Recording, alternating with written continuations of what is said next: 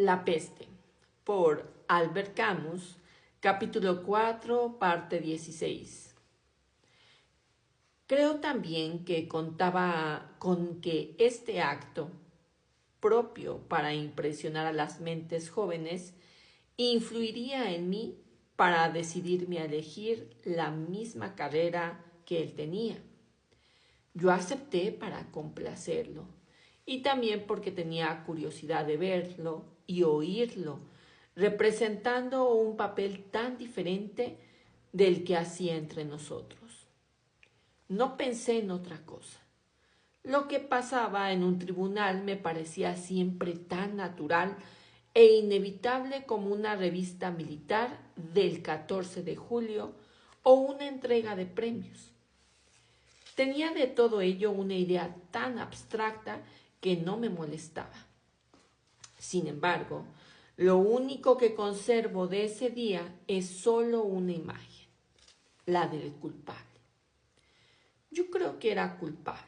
Realmente importa poco de qué.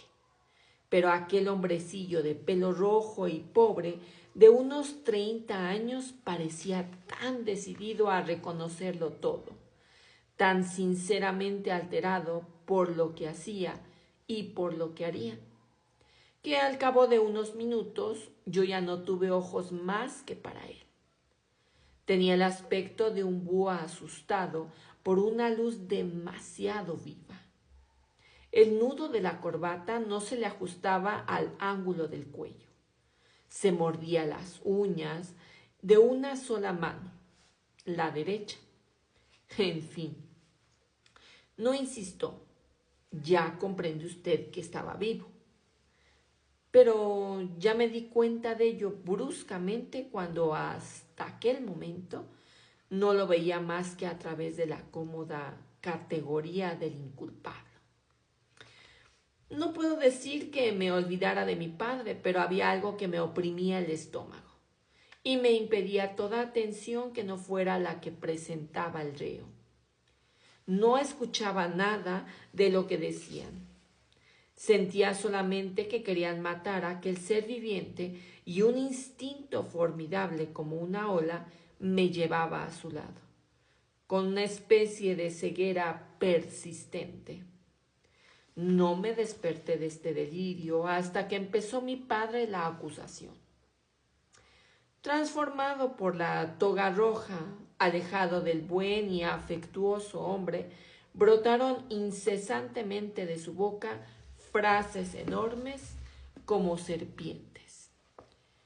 Comprendí que estaba pidiendo la muerte de aquel ser en nombre de la sociedad y que incluso pedía que le cortaran el cuello. Bueno, no decía más que esa cabeza debe caer. Después de todo, la diferencia no era muy grande. Y en verdad resultó ser la misma cosa. Pues obtuvo aquella cabeza. Queda claro que no fue él quien hizo el trabajo.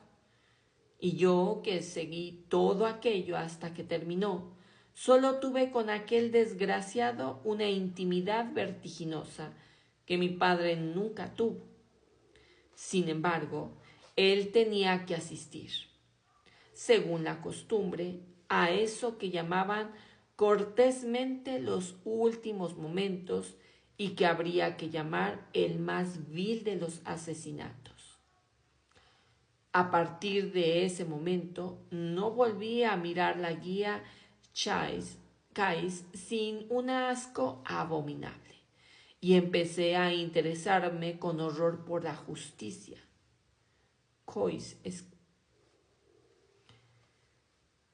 Por las sentencias de muerte, por las ejecuciones, y comprendí con una especie de vértigo que mi padre debía asistir muchas veces a esos asesinatos y que eso debía pasar aquellos días en que se levantaba muy temprano.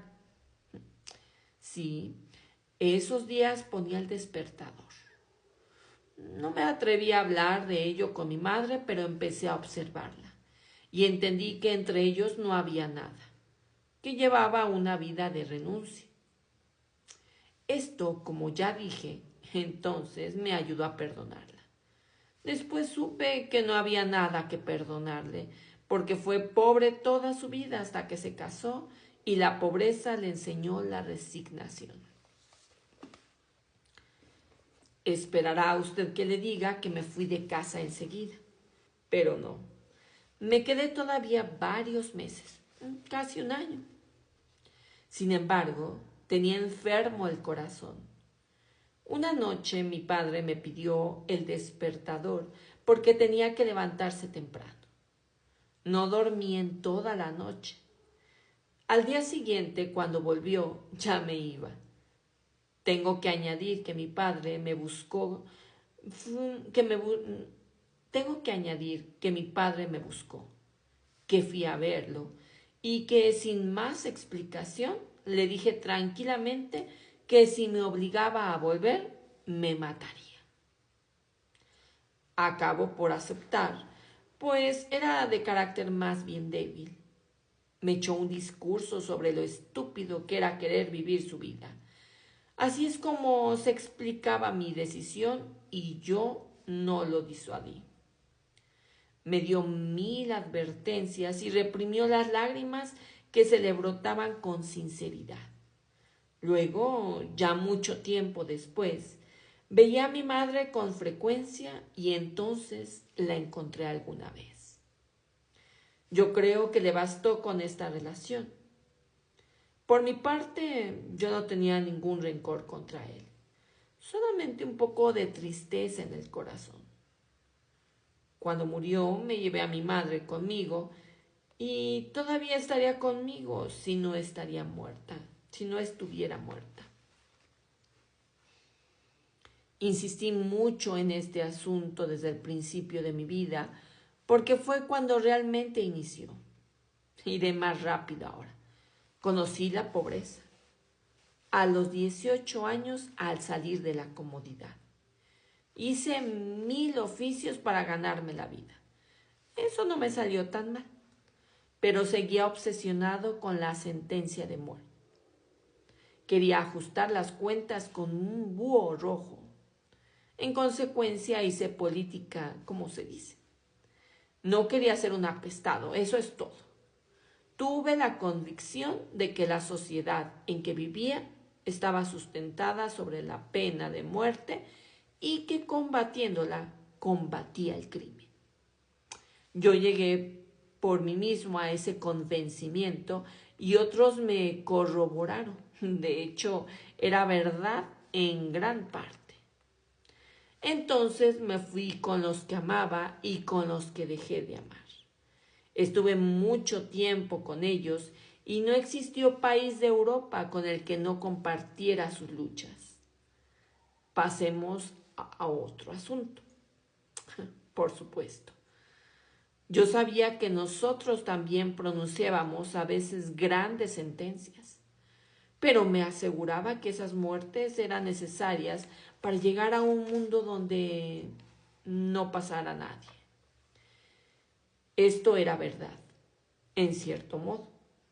Y después de todo, quizá yo soy incapaz de mantenerme en ese orden de verdades. Lo cierto es que yo dudaba, pero pensaba en el búho. Y esto me hacía continuar. Hasta el día en que vi una ejecución. Fue en Hungría. Y el mismo vértigo que me poseía cuando era niño oscureció nuevamente mis ojos de hombre. ¿Alguna vez vio cómo fusilan a un hombre? No, seguramente eso se hace en general por invitación y el público tiene que ser antes elegido. El caso es que usted no pasó de las estampas de los libros. Una venda en los ojos, un poste y a lo lejos unos cuantos soldados. Pues bien, no es eso. ¿Sabe usted que el pelotón se sitúa a 1,5 metros del condenado? ¿Sabe usted que si diera un paso hacia adelante se daría con los fusiles en el pecho? ¿Sabe usted que a esta distancia los fusileros concentran su tiro en la región